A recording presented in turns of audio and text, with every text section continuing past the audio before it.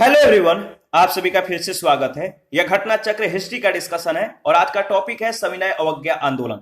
तो चलिए स्टार्ट करते हैं। देखिए, वर्ष 1929 में लाहौर कांग्रेस अधिवेशन में कांग्रेस कार्यकारिणी को सविनय अवज्ञा आंदोलन शुरू करने का अधिकार दिया गया।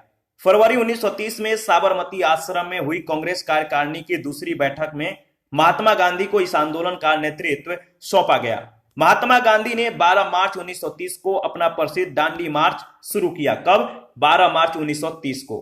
उन्होंने साबरमती आश्रम से चुने हुए साथियों के साथ सत्याग्रह के लिए कूच किया। 24 दिनों की लंबी यात्रा के बाद उन्होंने 6 अप्रैल 1930 को दांडी में सांकेतिक रूप से नमक कानून भंग किया और इस प्रकार नमक कानून तोड़कर उन्होंने औपचारिक रूप से सविनय अवज्ञा आंदोलन का शुभारंभ किया। सुभाष चंद्र बोस ने गांधी जी के इस अभियान की तुलना नेपोलियन के एल्बा से पेरिस की ओर किए जाने वाले अभियान से की थी। एक अंग्रेजी समाचार संवाददाता जिसका नाम है ब्रेल्सफोर्ड, इसने खिल्ली उड़ाई और कहा कि क्या सम्राट को एक केतली में पानी उबालने से हराया जा सकता है? तो इसके उत्तर में स्टेट्समैन समाचार पत्र ने कहा, गांधी महोदय समुद्र के जल को तब तक उबाल सकते हैं जब तक कि डोमिनियन स्टेटस नहीं मिल जाता। सविनय अवज्ञा आंदोलन गांधी जी के नेतृत्व में पूरे देश में फैल गया। तमिलनाडु में तंजौर तट पर गांधीवादी नेता सी राजगोपालचारी ने तिरुचेनगोंड आश्रम से तिरुचिरापल्ली के वेदारण्यम तक नमक यात्रा की। महात्मा गांधी के दांडी में विभिन्न राज्यों से सम्मिलित होने वाले सत्याग्रहियों की जो संख्या है, याद रखिएगा, सबसे ज्यादा गुजरात से है। गुजरात से 31 लोग, महाराष्ट्र से 13, उत्तर प्रदेश से 8, कच्छ से 6, केरल से 4, पंजाब से 3, राजपूताना से 3, बॉम्बे से 2। बॉम्बे से जो 2 लोग थे, नाम है दाऊद भाई और दूसरा नाम है हरिलाल माहिम तुरा। सिंध से 1, नाम है आनंद हिंगोरानी। नेपाल से 1 महावीर। तमिलनाडु से 1 थे, नाम है तपन नायर। आंध्र से 1 सुब्रमण्यम। उत्कल से 1 थे, नाम क्या था? मोती बास दास। कर्नाटक से 1 महादेव मार्तंड।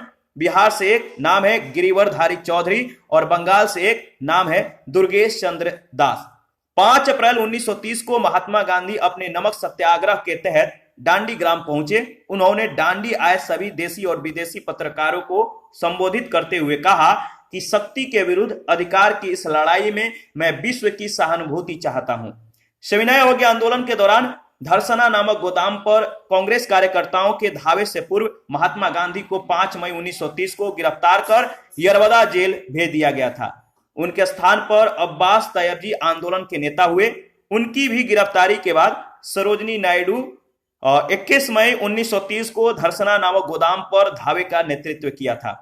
इस लोमहर्षक घटना का विवरण अमेरिकी पत्रकार, नाम याद रखिएगा, वेब मिलर ने प्रस्तुत किया है।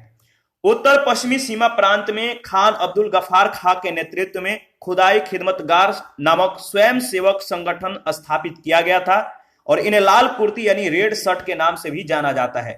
लाल कुर्ती संगठन ने पठानों की राष्ट्रीय एकता का नारा बुलंद किया और अंग्रेजों से स्वतंत्रता के लिए ब्रिटिश उपनिवेशवाद के विरुद्ध आंदोलन संगठित किया तथा श्रमजीवियों की हालत में सुधार की मांग की। उत्तर पश्चिमी सीमा प्रांत में, याद रखिएगा, उत्तर पश्चिमी सीमा प्रांत के मुसलमानों ने खान अब्दुल गफार खां के नेतृत्व में सविनय अवज्ञा आंदोलन में एक महत्वपूर्ण भूमिका निभाई थी। सविनय अवज्ञा आंदोलन के दौरान पेशावर में गढ़वाल रेजिमेंट के सिपाहियों ने चंद्र सिंह गढ़वाली के नेतृत्व में निहत्थी भीड़ पर गोली चलाने से इनकार कर दिया। सविनय अवज्ञा आंदोलन के दौरान मणिपुर की जनजातियों ने भी सक्रिय भागीदारी दिखाई और यहाँ पर आंदोलन का नेतृत्व नगा जनजाति की महिला गौडिल्यू ने किया। किसने? गौडिल्यू। और इसे जिया तरंग आंदोलन कहा जाता है।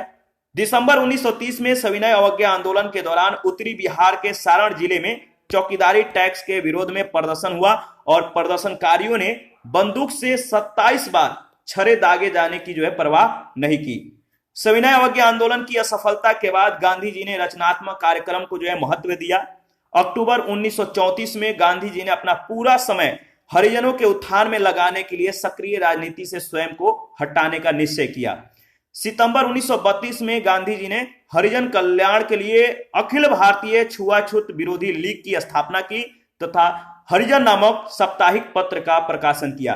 तो हरिजन जो नामक साप्ताहिक पत्र है, हरिजन साप्ताहिक पत्र है, किनके द्वारा जो है निकाला जाता था, प्रकाशन किया जाता था? तो याद रखिएगा महात्मा गांधी के द्वारा। इंपॉर्टेंट है। पहला प्रश्न है, किस कांग्रेस सत्र में कार्यकारी कमेटी को सविनय अवज्ञा आंदोलन प्रारंभ करने का अधिकार दिया गया था?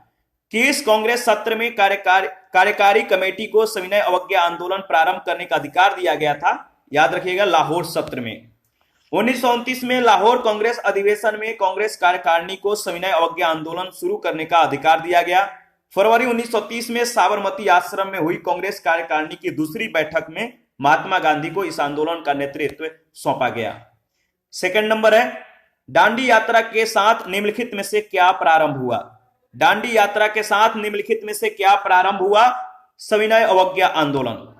महात्मा गांधी ने 12 मार्च 1930 को अपना प्रसिद्ध दांडी मार्च शुरू किया। उन्होंने साबरमती आश्रम से चुने हुए साथियों के साथ सत्याग्रह के लिए कूच किया और 24 दिनों की लंबी यात्रा के बाद उन्होंने 6 अप्रैल 1930 को दांडी में सांकेतिक रूप से नमक कानून भंग किया और इस प्रकार नमक कानून तोड़कर उन्होंने औपचारिक रूप से सविनय अवज्ञा आंदोलन का शुभारंभ किया। सविनय अवज्ञा आंदोलन गांधी जी के नेतृत्व में पूरे देश में फैल गया। तमिलनाडु में गांधीवादी नेता सी राजगोपालचारी ने तिरुचेनगोंड आश्रम से तिरुचिरापल्ली के वेदारण्यम तक जो है नमक यात्रा की। प्रश्न संख्या थर्ड है, दांडी यात्रा की गई। दांडी यात्रा की गई कब? 1930 में, डी ऑप्शन। प्रश्न संख्या 4 है, सविनय अवज्ञा आंदोलन के रूप में गांधी जी ने दांडी मार्च कब प्रारंभ किया था? दांडी मार्च कब प्रारंभ हुआ था? 12 मार्च 1930 को, याद रखिएगा, सी ऑप्शन। प्रश्न संख्या 5 है, गांधी जी ने दांडी यात्रा प्रारंभ की थी कहां से? गांधी जी ने दांडी यात्रा प्रारंभ की थी अपने साबरमती आश्रम से। साबरमती आश्रम किस राज्य में है? कमेंट करके बताइए। प्रश्न संख्या 6 है, 1930 में महात्मा गांधी ने सविनय अवज्ञा आंदोलन कहां से प्रारंभ किया था? 1930 में महात्मा गांधी ने सविनय अवज्ञा आंदोलन कहां से प्रारंभ किया था? दांडी से, बी ऑप्शन। प्रश्न संख्या 7 है, निम्नलिखित प्रांतों में से किस प्रांत के सत्याग्रहियों की संख्या महात्मा गांधी के दांडी कूच में सर्वाधिक थी? किस प्रांत के सत्याग्रहियों की संख्या महात्मा गांधी के दांडी कूच में सबसे ज्यादा थी? याद रखिएगा गुजरात से। गुजरात आपका सही ऑप्शन है। देखिए 12 मार्च 1930 को महात्मा गांधी ने दांडी यानी गुजरात में समुद्र तट पर नमक कानून का उल्लंघन करके सविनय अवज्ञा आंदोलन प्रारंभ करने के उद्देश्य से अपने साबरमती आश्रम से चुने हुए साथियों के साथ सत्याग्रह के लिए कूच किया। महात्मा गांधी को समर्पित वेबसाइट जो है आप देख सकते हैं, इस पर सभी सत्याग्रहियों की जो सूची है नाम सहित उपलब्ध है। इस सूची के अनुसार राज और सत्याग्रहियों की संख्या निम्नानुसार है। जहां से 1 या 2 सत्याग्रही शामिल हुए हैं उनके नाम भी हम उल्लेखित कर रहे हैं, तो वेबसाइट पे आप देख सकते हैं। ठीक है, सबसे ज्यादा गुजरात से, इसके बाद महाराष्ट्र, उत्तर प्रदेश, कच्छ, केरल, पंजाब, राजपूताना, बॉम्बे से 2, सिंध से 1, नेपाल से 1, तमिलनाडु से 1, आंध्र से 1, उत्कल से 1, कर्नाटक से 1, बिहार से 1, गिरिवर, इनका नाम याद रखिएगा, गिरिवरधारी चौधरी, और बंगाल से 1, दुर्गेश चंद्र दास। प्रश्न संख्या 8 है, निम्नलिखित में से किसने गांधी के नमक आंदोलन में भाग लिया? निम्नलिखित में से किसने गांधी के नमक आंदोलन में भाग लिया? तो देखिए सरोजिनी नायडू, राजकुमारी अमृत कौर और कमला देवी चट्टोपाध्याय, यानी उपरोक्त में से सभी, डी ऑप्शन। महात्मा गांधी ने 12 मार्च 1930 को अपना प्रसिद्ध दांडी मार्च शुरू किया। उन्होंने साबरमती आश्रम से चुने हुए साथियों के साथ सत्याग्रह के लिए कूच किया और 24 दिनों की लंबी यात्रा के बाद उन्होंने 6 अप्रैल 1930 को दांडी में सांकेतिक रूप से नमक कानून भंग किया और इस प्रकार नमक कानून तोड़कर सविनय अवज्ञा आंदोलन का शुभारंभ किया। सविनय अवज्ञा आंदोलन में महिलाओं की व्यापक भागीदारी रही।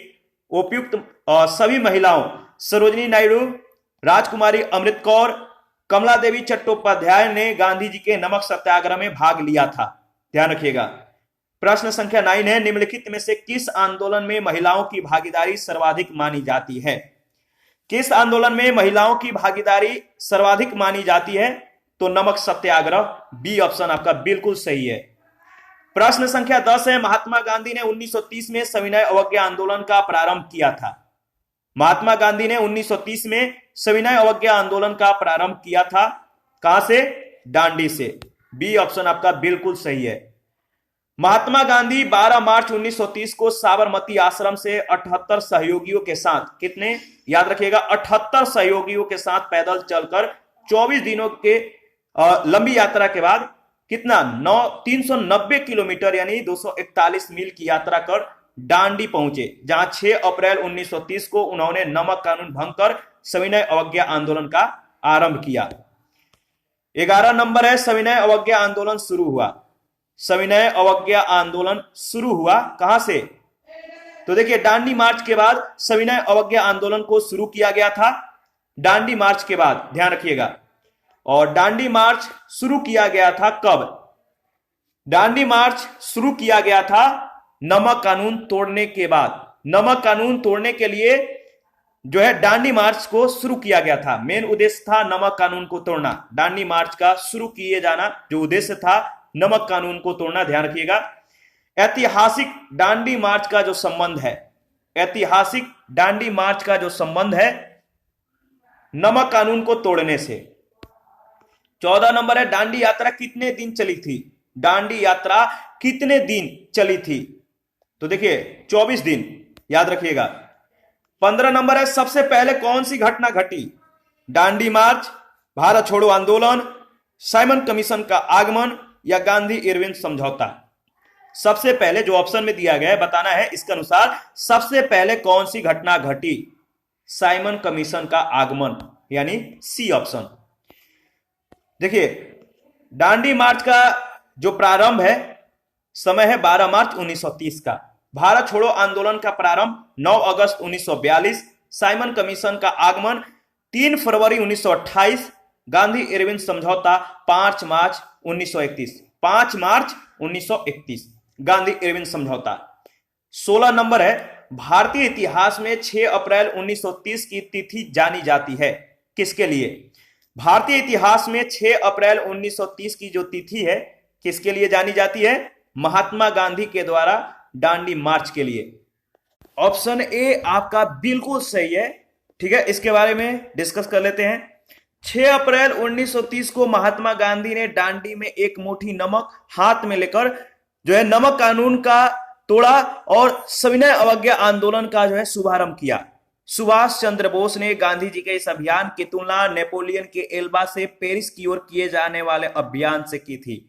एक अंग्रेजी समाचार संवाददाता जिसका नाम है ब्रेल्सफोर्ड, इसने खिल्ली उड़ाई और कहा क्या सम्राट को एक केतली में पानी उबालने से हराया जा सकता है? तो इसके उत्तर में स्टेट्समैन समाचार पत्र ने कहा, गांधी महोदय समुद्र के जल को तब तक उबाल सकते हैं जब तक कि डोमिनियन स्टेटस नहीं मिल जाता। 17 नंबर है, कथन ए, महात्मा गांधी के द्वारा नमक आंदोलन वर्ष 1930 में चलाया गया था। कारण आर, महात्मा गांधी का उद्देश्य था कि गरीबों को नमक मुफ्त उपलब्ध हो। इसमें कौन सत्य है आप बताइए? देखिए, ए सत्य है पर आर गलत है। गांधी जी के द्वारा आरंभ किए गए सविनय अवज्ञा आंदोलन में प्रतीक के रूप में 6 अप्रैल 1930 को दांडी में नमक कानून तोड़कर ब्रिटिश सरकार के प्रति अवज्ञा अपनाई गई।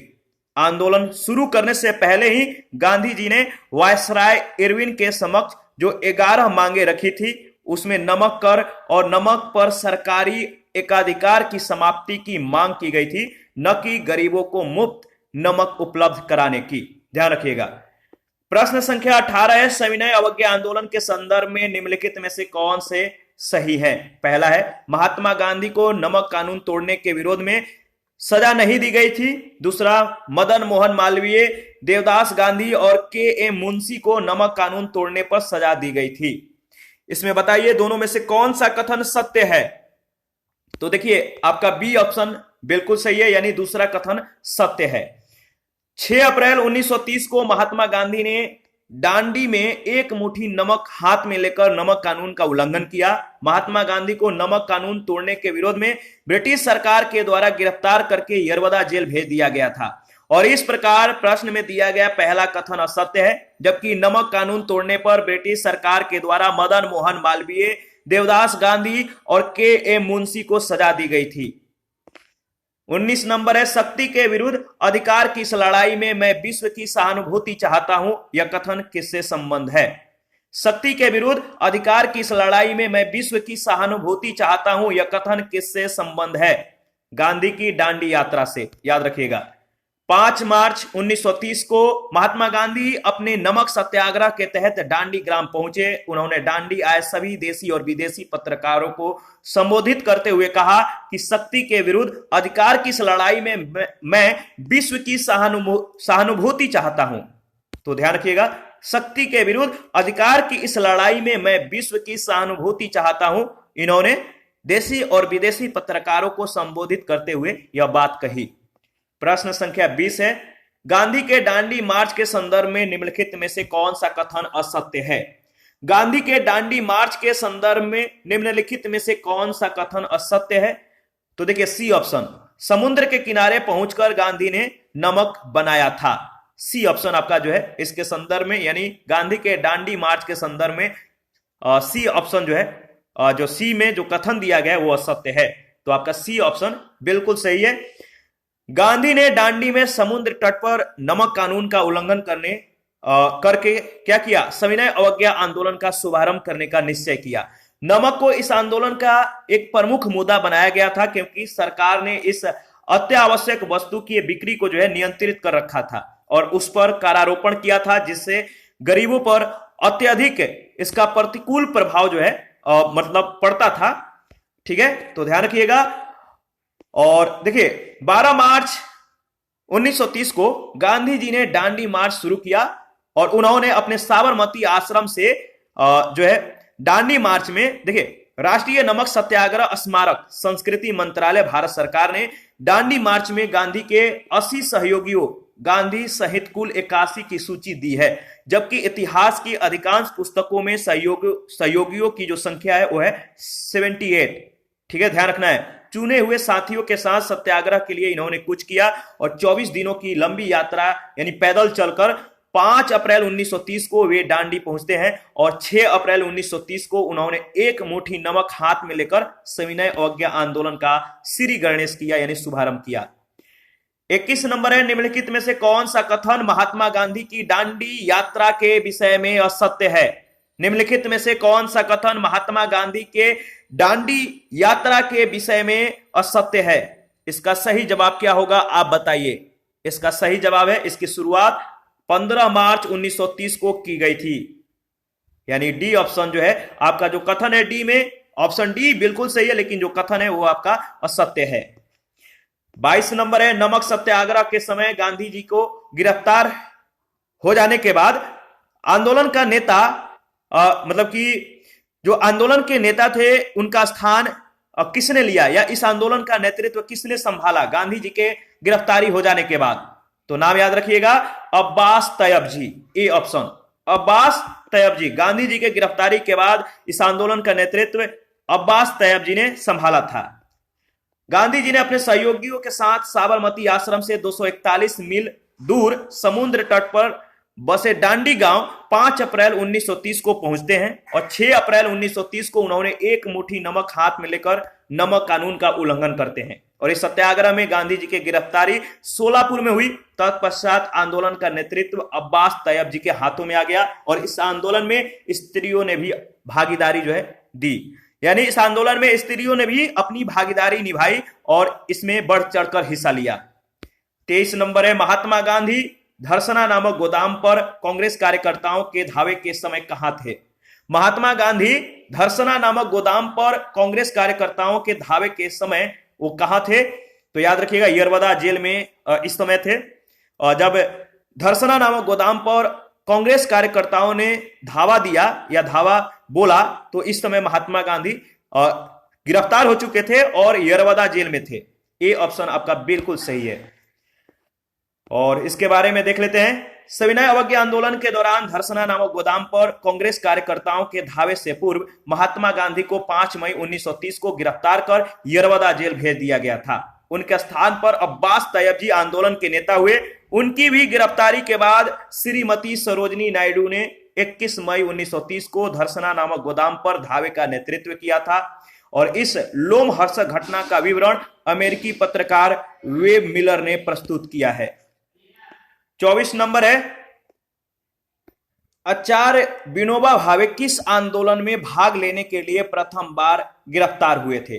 आचार्य विनोबा भावे किस आंदोलन में भाग लेने के लिए प्रथम बार गिरफ्तार हुए थे? सविनय अवज्ञा आंदोलन, याद रखिएगा। आचार्य विनोबा भावे गांधी जी के निकट सहयोगियों में से थे। गांधी जी के द्वारा संचालित विभिन्न आंदोलनों में उन्होंने भाग लिया और 1930 ईस्वी में वे सविनय अवज्ञा आंदोलन में भाग लेने के दौरान प्रथम बार गिरफ्तार हुए। 25 नंबर है, गांधी जी ने जिस विदेशी पत्रकार को दांडी मार्च के समय अपने साबरमती आश्रम में ठहराया था वह थे, कौन थे? नाम क्या था? गांधी जी ने जिस विदेशी पत्रकार को दांडी मार्च के समय अपने साबरमती आश्रम में ठहराया था, नाम था वेब मिलर, यानी बी ऑप्शन। वेब मिलर एक अमेरिकी पत्रकार था जिसे गांधी जी ने दांडी मार्च के समय अपने साबरमती आश्रम में ठहराया था। धर्षणा की विभत्स पुलिस ज्यादतियों का उल्लेख करते हुए इसने लिखा कि संवाददाता के रूप में मैंने पिछले 18 वर्ष में असंख्य नागरिक विद्रोह देखे हैं, दंगे, गली कुचों में मारकाट और विद्रोह देखे, लेकिन धर्षणा जैसा भयानक दृश्य मैंने अपने जीवन में कभी नहीं देखा। 26 नंबर है, निम्नलिखित में से कौन दांडी मार्च में महात्मा गांधी के साथ था? निम्नलिखित में से कौन दांडी मार्च में महात्मा गांधी के साथ था? तो याद रखिएगा Webb Miller, B option. Webb Miller आपका बिल्कुल सही ऑप्शन होगा, बी ऑप्शन जो कि दिया गया है। 27 नंबर है, इनमें से किसने अप्रैल 1930 में नमक कानून तोड़ने के लिए तंजौर तट पर एक अभियान संगठित किया था? इनमें से किसने अप्रैल 1930 में नमक कानून तोड़ने के लिए तंजौर तट पर एक अभियान संगठित किया था? तो देखिए इसका सही जो जवाब होगा आपको बताना है, कमेंट करके बताइए। सी राजगोपालचारी, बी ऑप्शन। आप लोग कमेंट बहुत कम करते हैं, प्लीज कमेंट किया करिए। देखिए 6 अप्रैल 1930 को गांधी जी ने गुजरात के दांडी तट पर नमक बनाकर नमक कानून का उल्लंघन किया। इसी के साथ संपूर्ण देश में सविनय अवज्ञा आंदोलन का शुभारंभ हुआ। समस्त देश में नमक कानून उल्लंघन संबंधी अभियान संचालित किए गए। तमिलनाडु में तंजौर के समुद्री तट पर चक्रवर्ती राजगोपालचारी ने तिरुचिन्नापल्ली से वेदारण्यम की नमक यात्रा प्रारंभ की और 30 अप्रैल को इनको गिरफ्तार करने के बाद ही यह आंदोलन इनके समर्थकों के द्वारा चलता रहा। 28 नंबर है, भारतीय स्वाधीनता संघर्ष के दौरान रेड शर्ट्स के नाम से भी पहचाने जाने वाले खुदाई खिदमतगारों ने आह्वान किया। लाल कुर्ती के नाम से भी पहचाने जाने वाले खुदाई खिदमतगारों ने आह्वान किया। क्या आह्वान किया? तो देखिए इसका सही जवाब है, देखते हैं, पठान क्षेत्रीय राष्ट्रवादी एकता का और उपनिवेशवाद के विरुद्ध संघर्ष का, यानी डी ऑप्शन। पठान क्षेत्रीय राष्ट्रवादी एकता का और उपनिवेशवाद के विरुद्ध संघर्ष का। उत्तर पश्चिमी सीमा प्रांत में खान अब्दुल गफार खां के नेतृत्व में खुदाई खिदमतगार नामक स्वयंसेवक संगठन स्थापित किया गया था। इन्हें लाल कुर्ती के नाम से भी जाना जाता है। लाल कुर्ती संगठन ने पठानों की राष्ट्रीय एकता का नारा बुलंद किया और अंग्रेजों से स्वतंत्रता के लिए ब्रिटिश उपनिवेशवाद के विरुद्ध आंदोलन संगठित किया तथा श्रमजीवियों की हालात में या उनके हालत में सुधार की मांग की। जब अन्य प्रांतों में मुसलमान स्वयं को सत्याग्रह आंदोलन से अलग रख रहे थे, उत्तर पश्चिमी सीमा प्रांत के मुसलमानों ने खान अब्दुल गफार खां के नेतृत्व में सविनय अवज्ञा आंदोलन में एक महत्वपूर्ण भूमिका निभाई थी। 29 नंबर है, लाल कुर्ती दल संगठित किया गया था। लाल कुर्ती दल संगठित किया गया था, बताइए। तो देखिए अंग्रेजों को निकालने के लिए लाल कुर्ती दल संगठित किया गया था। किसके लिए? तो अंग्रेजों को निकालने के लिए। आगे बढ़ते हैं और प्रश्न संख्या है 30। लाल कुर्ती आंदोलन के नेता कौन थे? लाल कुर्ती आंदोलन के नेता थे, आपको मालूम है, इंपॉर्टेंट है बहुत ज्यादा, खान अब्दुल गफार खां, बी ऑप्शन। 31 है, 1929 में खुदाई खिदमतगार को किसने संगठित किया? 1929 में खुदाई खिदमतगार को किसने संगठित किया? बताइए। अब्दुल गफार खान ने। 32 नंबर है, गढ़वाल रेजिमेंट के सैनिकों ने प्रदर्शनकारियों पर गोली चलाने से इनकार कर दिया था। गढ़वाल रेजिमेंट के सैनिकों ने प्रदर्शनकारियों पर गोली चलाने से इनकार कर दिया था। इसका सही जवाब क्या होगा? इसका सही जवाब है सविनय अवज्ञा आंदोलन में, सी ऑप्शन, याद रखिएगा। सविनय अवज्ञा आंदोलन के दौरान पेशावर में गढ़वाल रेजिमेंट के सिपाहियों ने वीर चंद्र सिंह गढ़वाली के नेतृत्व में निहत्थी भीड़ पर गोली चलाने से इनकार कर दिया था।